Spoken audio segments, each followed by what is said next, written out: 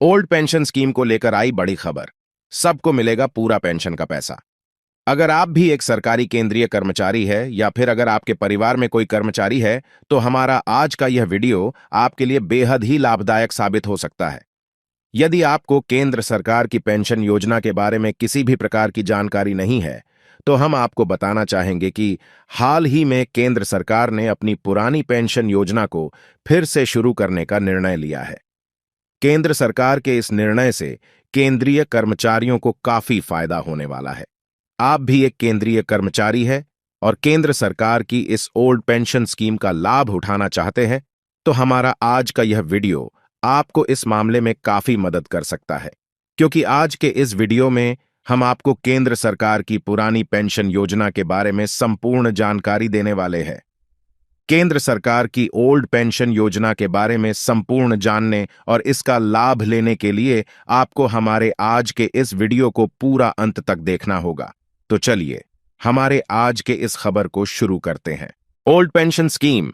Old pension योजना एक ऐसी योजना है जो कि केंद्रीय कर्मचारियों की बल्ले बल्ले कर सकती है।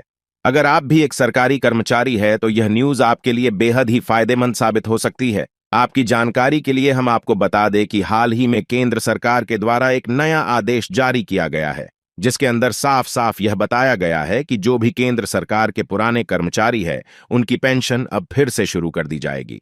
इसके साथ ही सरकार के द्वारा यह भी घोषणा की गई है कि जो भी कर्मचारी इसके लिए पात्र होंगे वे इसके लिए आवेदन कर सकते हैं। ओल्ड पेंशन योजना के अंतर्गत आवेदन करने की अंतिम तिथि 31 अगस्त बताई जा रही है, लेकिन हम आपको बता दें कि समय के साथ इसकी आवेदन तिथि को बढ़ा दिया जाएगा।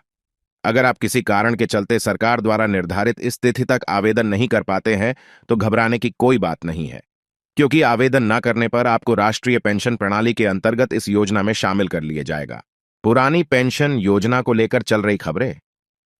दोस्तों, आपकी जानकारी के लिए हम आपको बताना चाहेंगे कि पेंशन योजना एक ऐसी योजना है जिसके अंतर्गत सरकारी कर्मचारी को लाभ के रूप में धनराशि प्रदान की जाती है।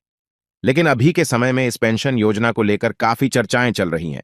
इसके साथ ही इस योजना से जुड़ी कई ऐसी खबरें भी आ रही है जिनके चलते यह पेंशन योजना अब सरकार और सरकारी कर्मचारियों के बीच में एक बेहद ही बड़ा मुद्दा बन गई है।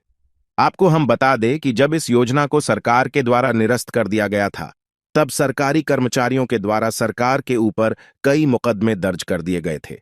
सरकार के ऊपर कर्मचारियों के द्वारा दर्ज मुकदमों में से सरकार एक भी मुकदमा जीत नहीं पाई थी, जिसके चलते सरकार को कर्मचारियों की बात माननी ही पड़ी थी। सरकार और सरकारी कर्मचारियों की चल रही इस लड़ीडी ढाई के मध्य जीत सरकारी कर्मचारियों की ही हुई थी, जिसके चलते सरकार को इस योजना को वापस लागू करना पड़ा था। इस योजना के अंतर्गत सरकार के लगभग 2365693 केंद्रीय कर्मचारी तथा 732768 राज्य सरकार के कर्मचारी नामांकित हुए हैं। इन सभी कर्मचारियों को इस योजना का लाभ दिया जाएगा।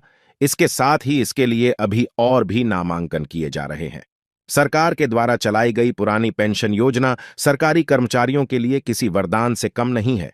इसके अलावा सरकार और कर्मचारियों के बीच में चल रही लड़ाई के अंतर्गत जीत सरकारी कर्मचारियों की ही हुई है, जिसके चलते सरकार को पुरानी पेंशन योजना को फिर से लागू करना पड़ा।